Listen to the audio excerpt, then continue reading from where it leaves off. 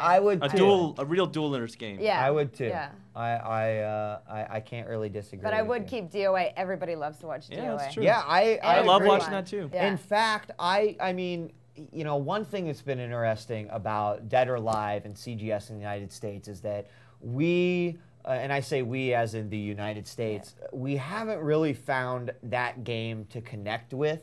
You know, people will argue that, oh, it's Counter-Strike because definitely there's a lot of, and that's true. But I really felt like people enjoyed watching Dead or Alive. And I think it was almost, you know, more just like fighting games. So I always thought it would be great.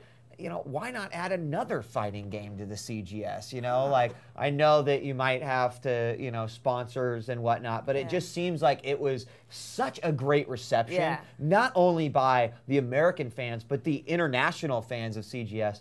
I mean, what do you think? Would you like to see another fighting game? I don't know, because like I think it's fun where with the diversity of the, you know, different kinds of games, maybe.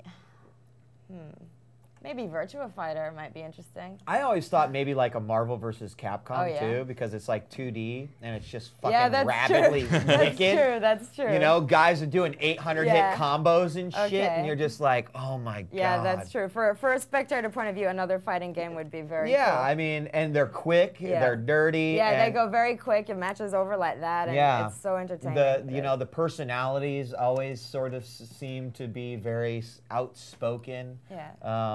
And great. So I'll tell you what, camera, we got a few minutes left here. Why don't we go ahead and allow anyone who wants to call in and ask Livia a question? You got it. I know, actually, here's a question for you, because I'm pretty sure that I've pronounced it about 80 million ways, and your handle is pronounced, the proper pronunciation is? Leafia. Leafia. Leafia. Leafia. As I've said probably for fucking 20 years.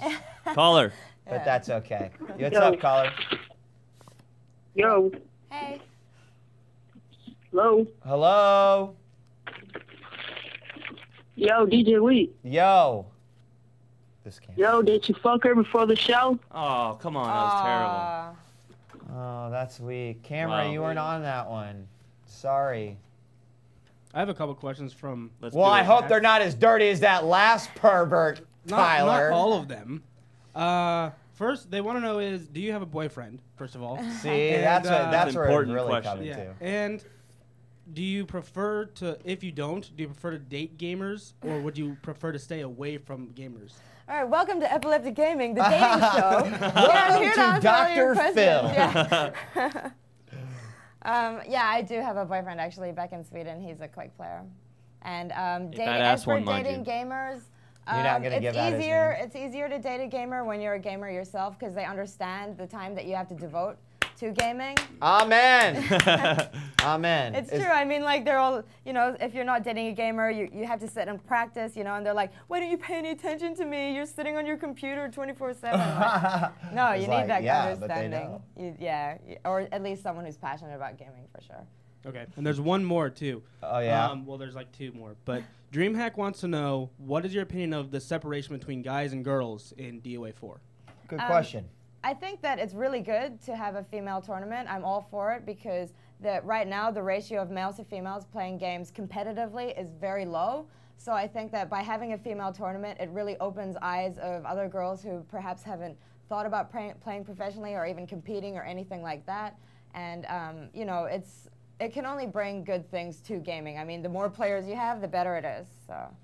I like that. We got another caller on the air. Hopefully not a 12-year-old, please, immature no more of that. Bastard. Hello, welcome to the program. Olivia, what was the first game you ever played and actually enjoyed? Oh, wow. When I was younger, I played a lot. I mean, I learned my ABCs from Sticky Bear ABC on the Apple II, and I loved Alley Cat on the XT. I don't know. I've enjoyed games my whole life. The King's Quest, Space Quest, all of those. I even tried to play Legislate Larry, but I could never get the password, you know, like how they have the security questions. Oh, yeah, that's right. I remember that. Yeah. We have a Look call on page 9, paragraph 2, word 3. No, it was like to make sure that you were older, so it would ask like questions that, you know, only older people know. That's right. I was too young. But UT99 had to be like the title, right? That was the game that made me like play non-stop. I would sneak out of bed at 3 o'clock in the morning. You know, with dial-up, we had 33.6, and I would go online and play with like 200 ping against people in Australia. And yeah, that was really the game for me that got me. That was the one that hooked you, with yeah? gaming, yeah, All right. for sure. New caller on the horn. Welcome to EG. Hey.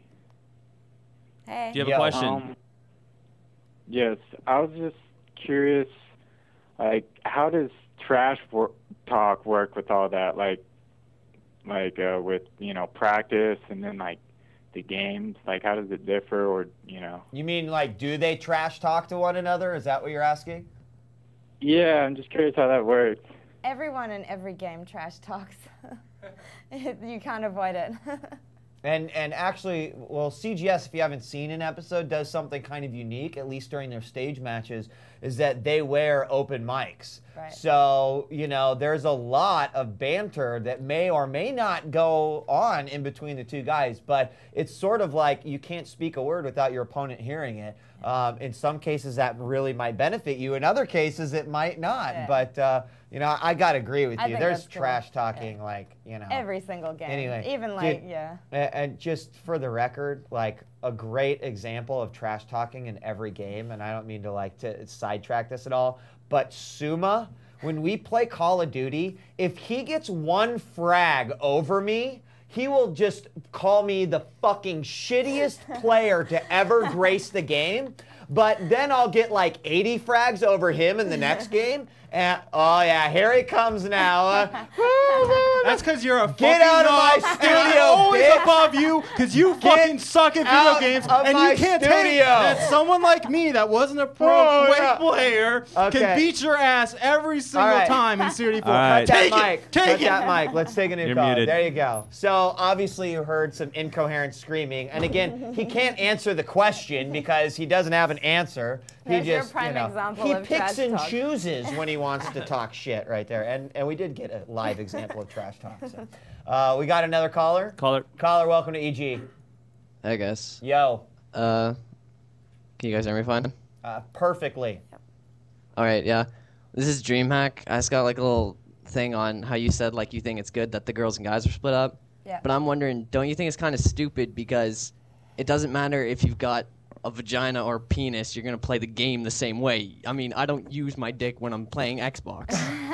Well, gosh, you're missing out on a whole great gaming experience then, Well, buddy. Don't you know about right? the But dick it's button? just like- God. The dick It's button. taking away, it's taking away other games. Why do you that think the can guide use button lots is? of girls.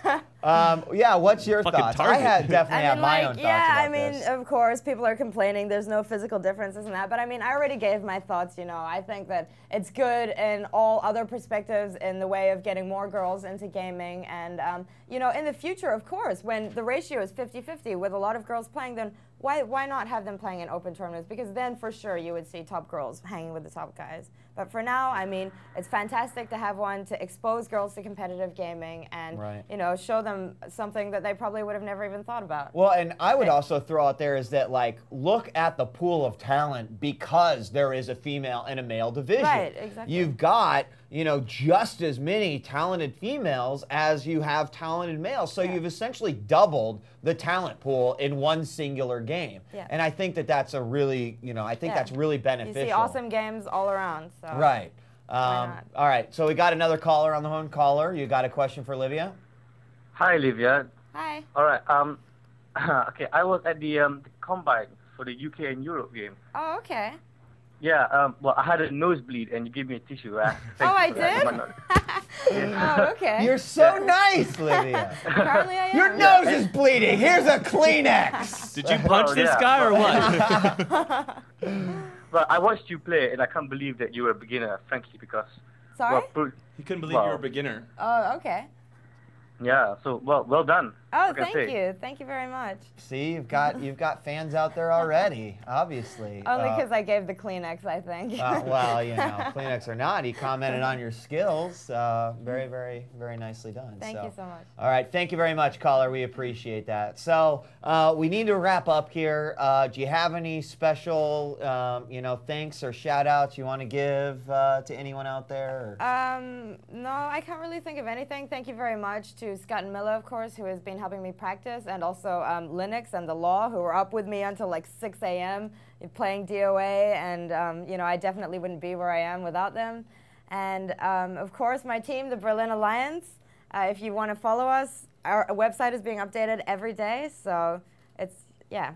And we've got Check it right here for you guys. Exactly. There it is. I did peruse through it today. Got some videos up there I saw. Yeah, we have a bunch of stuff that the other sites just go to don't have. thecgs.com and you guys can find a link for it, okay? The CGS. Yep. And I believe there's also a link to the page off of the front of epilepticgaming.com as well. I wanted to point out really quick that Please. Leafia's picture here, you can see a large fat man standing behind her, and that would be me. Yeah. That was Is from, it really? That's from QuakeCon QuakeCon. last Hold on, it really is you? Can I come see this? Yeah. Oh, it is. I recognize that shirt. How awesome. Camera's immortalized in the Berlin Alliance webpage. You can't see his face, but only a man would wear an ugly shirt like that named Camera. My Mexican gangster shirt. Yeah, very, very nice. So, well, I want to thank you so much for coming on the program. And you know what?